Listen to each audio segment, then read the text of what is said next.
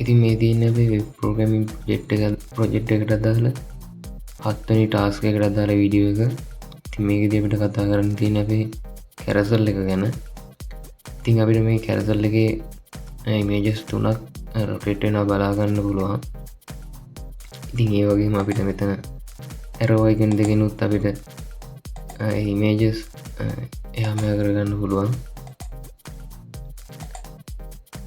ඉතින් අපි මේකේ කෝඩින් පාර්ට් එක මොන වගේද තියෙන්නේ කියලා බලමු. ඉතින් ඒකට අදාළ HTML කෝඩ් එක තමයි මේ තියෙන්නේ. ඉතින් මෙතනදී අපි ගොඩම පාවිච්චි කරලා තියෙන bootstrap තමයි. ඉතින් අපි මේකේ view වෙන්න දාලා තියෙන image තුන මෙතනින් අරගෙන තියෙන අපිට මේ බලා ගන්න පුළුවන්. පළවෙනි image එක මේක. දෙවෙනි image එක මේකත්.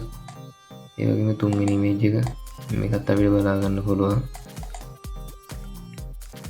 ඉතින් මේක අපි පොඩි CSS ස්ටයිල් ටිකකුත් කරගෙන තියෙනවා. ඉතින් අපිට ඒ ටික මෙතනින් බලා ගන්න පුළුවන්.